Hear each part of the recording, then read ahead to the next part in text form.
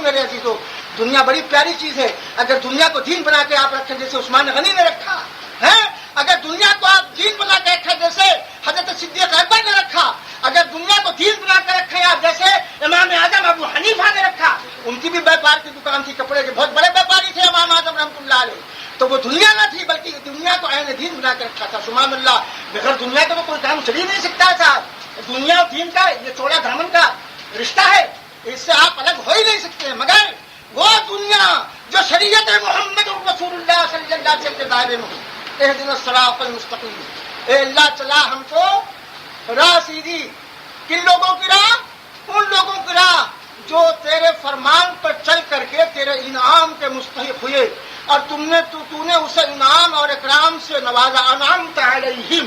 اور ان لوگوں کی راہ نہ چلا جو لوگ گمراہ ہوئے، بھٹکے ہوئے بھٹک گئے اور بھٹکو ہوئے کی راہ پروردگار عالم تو ہمیں نہ چلا ہے. تو یہ کون سے لوگ ہیں جن کی راہ ہمیں چلا؟ قرآن خود اس کی تفسیر کرتی ہے. من النبیین والصدیقین والشہداء والصالحین. یہ ذات گرامی ہے جن کو خداوند قدوس نے جن پر انعام اکرام سے جنہیں نوازا اور اپنے گھن کرم سے انہیں نوازا. ان کی ذات کریم ہے. تو پروردگار عالم جن کو خداوند قدوس کہہ رہا ہے من النبیین والصدیقین والشہداء والصالحین، پروردگار عالم انہی کا پیرو بنا کے رکھے اور انہی کے نقش قدم پر چلائے. تو یاد رکھنا آج بھی شیطان کی ضروریت دنیا میں پھیلی ہوئی ہے اور اس انداز سے پھیلی ہوئی ہے کہ انسانی لباس پہن کر شیطان کا کام کرتی ہے، ہمیں فریب، ہمیں دھوکہ دینے کے لیے تیار ہے. ہم نماز پڑھیں گے انشاءاللہ الرحمن، کسی کے کہنے سے تھوڑی پڑھیں گے. قرآن کہتا اقیم الصلاۃ، قائم کرو نماز کو. تو خدا کا فرمان ہے، قرآن پر ہمارا ایمان ہے کہ خدا کا ارشاد گرامی ہے. بے شک ہم نماز پڑھیں گے، مگر نماز کیسی پڑھیں گے کہ پڑھیں گے جیسے آزادی نے پڑھی تھی، عبادتیں کی تھی، اللہ اس سے بچاوے. ہم تو وہ نماز پڑھیں گے جس نماز سے خوشبو آئے تاجدار مدینہ محمد رسول اللہ کی محبت کی.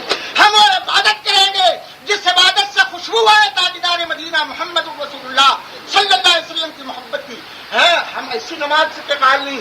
وہ کسی صوفی نے کہا ہے، بڑے پرانے بزرگ نے کہا ہے، وہ کہتا ہے کہ دروشی پڑھے اللہم صلی علی سیدنا و نبینا مولانا محمد وعلی آلہ واصحابہ وسلم.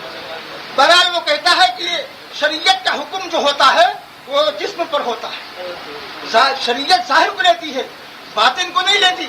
اگر شریعت باطن کو لیتی تو منصور کو سولی دیتی، مگر باطن کو نہیں لیتی ہے. سرمت کو شہید کرتی مگر باطن کو نہیں لیتی ہے. شریعت ظاہر حالات کو لیتی ہے اور شریعت جو ہے وہ ظاہر حالات پر اس کا حکم نافذ ہوتا ہے.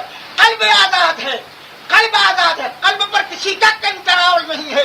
وہ تو کسی کا ہو جاتا ہے، وہ تو کسی کی طرف مائل ہو جاتا ہے. تو ہم ایسی نماز نہیں، ایسی نمازوں کے دل تو جدھر جھکا ہوا ہے، دل جس کا ہو گیا ہے، قلب پر مواخذہ نہیں ہے، جسم کے اوپر مواخذہ ہے. تو خداوند قدوس ایسی ضروریات شیطان کی جو عزازیل ہے، دھوکہ دینے والے ہیں، ان سے پروردگار عالم بچائے. دیکھو حضرت سرکار پند نامے میں فرماتے، فرید الدین عطار رحمۃ اللہ تعالی علیہ فرماتے ہیں کہ میاں آپ لوگ کہاں ہو، کس بھول بھلیا ہو. اللہ والوں کی محبت، اللہ والوں کی الفت، اللہ والوں سے تعلق، اللہ والوں سے رابطہ، اللہ والوں سے کنیکشن، یہ جنت الفردوس سے کنیکشن ہوتا ہے. جنت الفردوس سے کنیکشن ہوتا ہے. تمہیں معلوم نہیں ہے ابھی کنجی کس کے پاس، گھر کی کنجی کس کے پاس ہوتی ہے؟ بولو تو، گھر کی کنجی کس کے پاس ہوتی ہے؟ مالک مکان کے پاس ہوتی ہے. اور جب خدا کا ہو گیا، من کان للہ کان اللہ لہ، جو اللہ کا ہو گیا اللہ اس کا ہو گیا.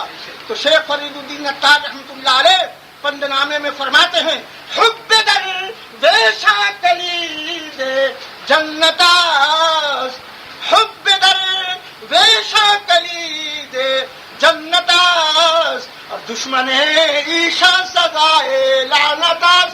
اللہ والوں کی محبت جنت کی کنجی ہے. جنت کی کنجی صاحب مکان کے پاس ہوتی ہے، جب کھولا چلے گئے، جب چاہا باہر نکل گئے. اللہ والوں کی محبت جنت الفردوس کی کنجی ہے، جب چاہا بند کیا دروازہ باہر نکل آئے، جب چاہا چلے گئے. محترم اگر کوئی ہے تو شیخ فرید الدین عطار پہ اعتراض کرے، ان کا پند نامہ دیکھے اور فرماتے حب در ویشا کلید جنتاس، دشمن عیشا سزائے لعنتاس. ہیں اللہ والوں کی محبت تو جنت کی کنجی ہے اور ان کے دشمنوں کو تو خدا کی لعنت ہے. آپ نے سنا ہی اس آیت نے فرمایا ہے تکبر آزادی راہ خار کر بزندان علانت گرفتار کر. اللہ تبارک و تعالیٰ ایسے لوگوں سے محفوظ رکھے. اور شیطان تو ہمیشہ شیطان ہی رہا ہے. دیکھو بزرگان دین فرماتے ہیں تم ایک شیطان سمجھتے ہو, دو شیطان ہیں اور دونوں بڑے خطرناک ہیں. ایک تو باہر والا ہے جسے قرآن کا تعلیم شیطان للانسان عدو مبین, تمہارا کھلا ہوا دشمن ہے, وہ کھلا ہوا تمہارا دشمن ہے. اور ایک اندر وجود شیطان ہے جس کو نفس کہتے ہیں, جس کو نفس کہتے ہیں. یہ اتنا بڑا خبیث الاخبث ہے کہ اگر اسے دبا کے نہ رکھا جائے تو بڑی آفت مچا دے. تو بزرگان دین فرماتے ہیں کہ ان دونوں کو ملنے نہ دینا, ان دونوں کی ملاقات مت ہونے دینا. اگر ان دونوں کی ملاقات ہو گئی تو ایمان کا دیوالا ہوتا ہے, ایمان کا دیوالا ہوتا ہے. اللہ تبارک و تعالیٰ شیطان کے فریب سے اور ان کے مکر سے, ان کی دجالی, ان کی قیادی سے پروردگار عالم ہمیشہ محفوظ رکھے. چلائے تو خواجہ کے مشن کے ساتھ چلائے, چلائے تو پروردگار عالم حضور غوث الورا کے مشن کے ساتھ چلائے, چلائے تو پروردگار عالم حضرت امام حسین کے مشن کے ساتھ چلائے, چلائے تو یہ سب کا مشن کون سا مشن ہے؟ تاجدار مدینہ محمد رسول اللہ صلی اللہ علیہ وسلم کا مشن ہے. مولانا روم رحمۃ اللہ علیہ فرماتے ہیں, وہ بھی فرماتے ہیں کہ مولانا رومی علیہ الرحمہ بہت بڑے بزرگ گزرے ہیں اور بڑے تجربے والے گزرے ہیں. جلال الدین آپ کا نام نامی اس میں گرامی ہے. وہ فرماتے ہیں کہ ہم سری بام دیا برداشتن اور اولیاء راہم جو خود پنداشتن. انبیاء علیہ الصلوۃ والسلام کو اپنے جیسا تصور مت کرنا اور بزرگان دین کو اپنے اوپر قیاس مت کر دینا. دیکھنے میں مسلمان کا ڈھانچہ معلوم ہوگا مگر ایمان کی رخصتی ہو جائے گی تجھے پتہ بھی نہیں چلے گا. درود شریف پڑھیں اللہم صلی علی سیدنا و نبینا مولانا محمد وعلی آلہ وصحبہ وسلم. پروردگار عالم ہمیں نیک راستوں پر چلانے کی ہمیں توفیق بخشے. اللہ جل مجدہ ہم سے وہ کام لے لے جس سے وہ راضی ہو جائے اور اس کے محبوب محمد رسول اللہ صلی اللہ علیہ وسلم راضی ہو جائے. یاد رکھنا ایمان ایمان ایمان. ایمان آپ نے کبھی تصور کیا کہ ایمان کسے کہتے ہیں؟ ایمان کے معنی کیا ہیں؟ یاد رکھو, ایمان کہتے ہیں تاجدار مدینہ محمد رسول اللہ کی محبت. حضور اکرم سید عالم صلی اللہ علیہ وسلم کی محبت کا نام ایمان ہے. حضور اکرم صلی اللہ علیہ وسلم تشریف فرما ہے, صحابہ کرام کے جھرمٹ میں ہیں. حضرت عمر بن خطاب رضی اللہ تعالیٰ عنہ تشریف لائے کھڑے ہو گئے. فرماتے ہیں انت حب الیہ من کل نفس التی بین جنبی. یا رسول اللہ آپ کی محبت ضرور ہے مگر اتنی محبت نہیں ہے جتنے میرے پہلو میں جان کی محبت ہے. جو جان میرے پہلو میں ہے جتنی اس کی محبت ہے یا رسول اللہ اتنی آپ کی محبت نہیں ہے. تاجدار مدینہ صلی اللہ علیہ وسلم نے نظر اٹھایا, عمر بن خطاب کی طرف دیکھا اور تمام صحابہ کرام بیٹھے ہوئے ہیں. صحابہ کرام کے جھرمٹ میں رونق افروز ہیں. تاجدار مدینہ محمد رسول اللہ صلی اللہ علیہ وسلم جب عمر بن خطاب کی زبان سے سرکار نے یہ جملہ سنا برجستہ فرماتے ہیں لا یؤمن احدکم حتی اکون احب الیہ من والدہ وولدہ والناس اجمعین.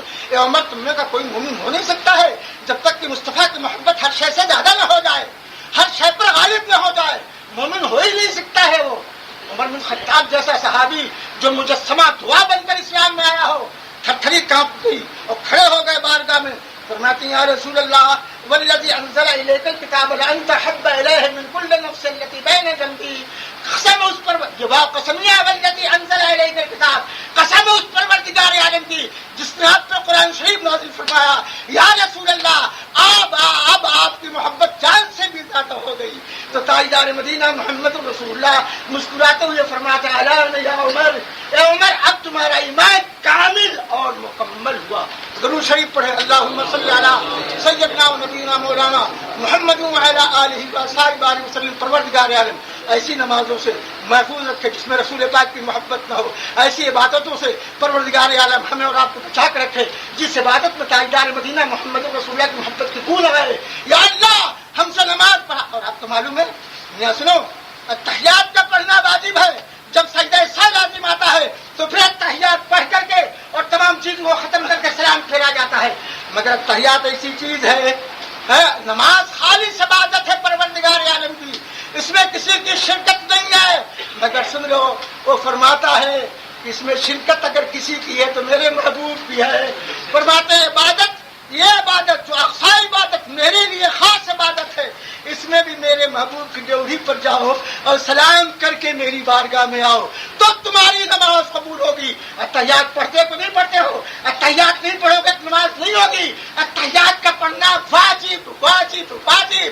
اور اسی میں آتا ہے السلام علیکہ یا ایھا النبی رحمت اللہ وبرکاتہ، آپ پر سلامتی ہو اے نبی پاک اور آپ پر خدا کی گھر رحمت ہے کہ نہیں ہے. تو فرائض الہی جو واجب ہے بغیر تحیات کے نماز پوری ہو ہی نہیں سکتی ہے. اس میں بھی پروردگار عالم نے اپنے محبوب محمد رسول اللہ صلی اللہ علیہ وسلم کی شان سے رکھا ہے کہ بغیر جب بات تحیات پڑھو گے تو آئے گا ہی السلام علیکہ ایھا النبی ورحمۃ اللہ وبرکاتہ کہنا ہی پڑے گا. ہاں جب کہنا پڑے گا تو یقین کے ساتھ جانو کہ ہم اسی ذات کریم پر سلام بھیج رہے ہیں جو کالی کمرے مدینے میں گنبد خضرا کے اندر آ رہا ہے. اللہم صلی علی سیدنا و نبینا مولانا محمد والی صاحب وسلم. الحمدللہ ثم الحمدللہ.